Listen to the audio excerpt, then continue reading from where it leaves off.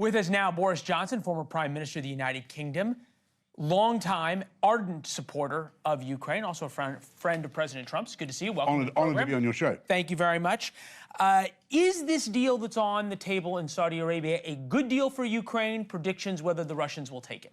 So I've been one of the tiny minority of European commentators, politicians, journalists, to think that actually there was method in the madness of Donald Trump and that he did have a plan. And I've always been confident that what he was trying to do was get to a situation where he could say the Ukrainians have signed up to some sensible things, and they have. And this is a good deal for Ukraine, to your point. This means that they have an economic partnership, a long-term economic partnership with the most powerful, richest country on earth in the agreement on resources, on minerals. Plus, they have the prospect of engagement by European countries led by Britain and France to fortify them, turn them into a steel quilled porcupine so they can never be attacked again. So they've got the beginnings of quite important security guarantees, the ability as a free sovereign country, as it says in the minerals agreement, to seek their relationships as they choose, as a free country, as a sovereign country, with NATO, with the EU, whatever destiny they choose in the West. I love that. That's I think the positive aspects of this.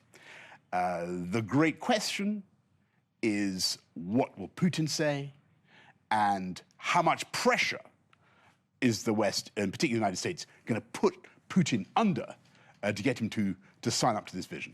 And he won't like it. No, he won't like it. And you come from a unique position of moral clarity on this. You showed up in Kyiv in the month or two after the invasion. I was covering and anchoring during that time. I remembered it. It was a historic visit. It was one that showed, I think, great personal courage by you. It also, you really put yourself out there in terms of what you said was most important. August of 2022. So you have a pedestal from which to speak.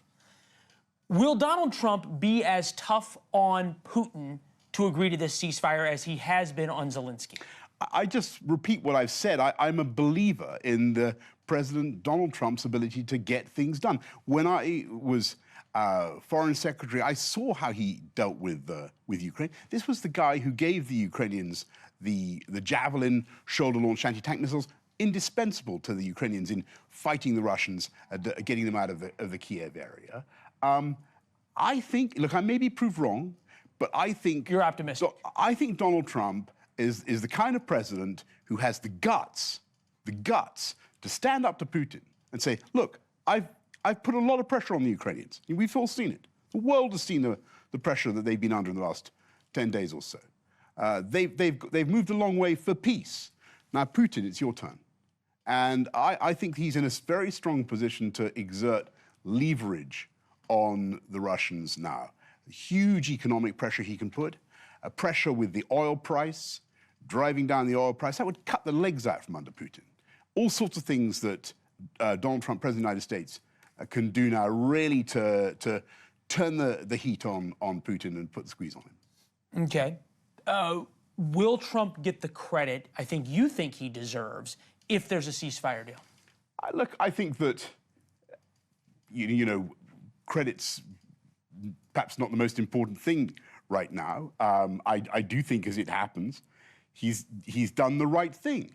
I think that where we were going, we were in a situation where we were backing the Ukrainians, we were giving them arms, we were holding their coats while they got on and fought the Russians. They were dying. It was a very bloody conflict, as the president has said.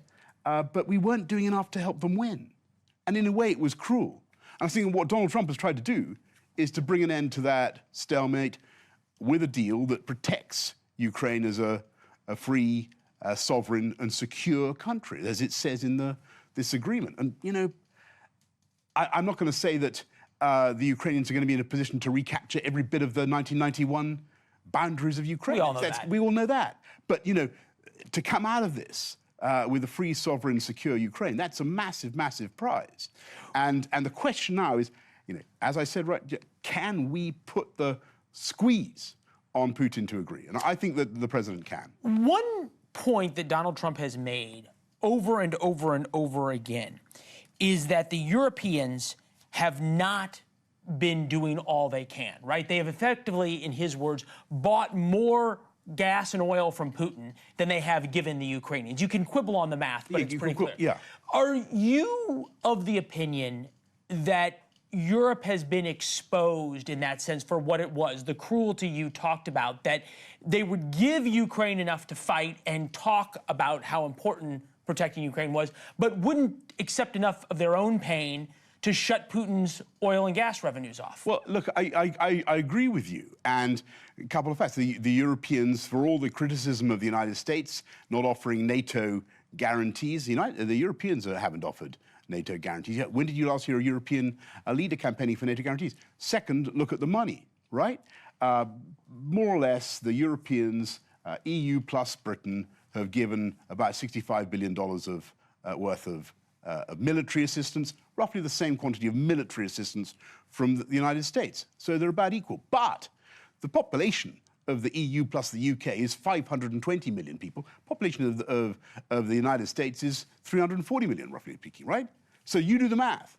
Who's paying more in their taxes? Right. It's the people of the United States.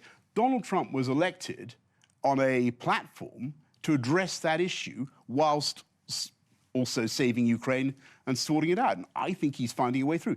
One of the things he's done is actually compel the Europeans to address the very void you talk about. They're having to step up their well, they're spending my own country, NATO.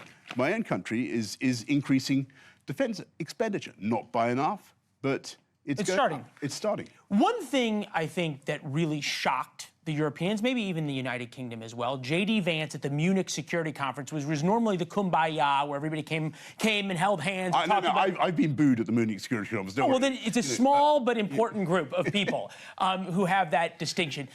I think people in the crowd when J.D. Vance spoke were probably too stunned to boo. Here's what he said. Take a listen. But while the Trump administration is very concerned with European security and believes that we can come to a reasonable settlement between Russia and Ukraine, and we also believe that it's important in the coming years for Europe to step up in a big way to provide for its own defense, the threat that I worry the most about vis-a-vis Europe is not Russia, it's not China, it's not any other external actor. And what I worry about is the threat from within. Essentially, he is exposing Europe as becoming illiberal while professing liberal and woke. Is he right? Look, he's got a very important point. And look, I've got no doubt that, and I've written about this in my own country, in the UK, you have too much kind of politically correct invigilation of free speech, so, asking the police to get involved with stuff that's absolutely trivial, and that hands a massive propaganda win to serious tyrannies, to places where they shoot journalists and where they don't have a free media at all, like Russia, who were able to say, "Hey, well, look at what you do look at what's happening in the UK." Now, there's no real comparison, but unfortunately, we're handing them, by this stupid stuff, this wokery and trivial infringements of free speech, we're handing them a propaganda win. We've got to stop doing it. So, in that sense, everybody else said to me, "Well, will you denounce the Vice President's speech?" And I read that. Actually, I thought there was a lot, I'm afraid, that I agreed with.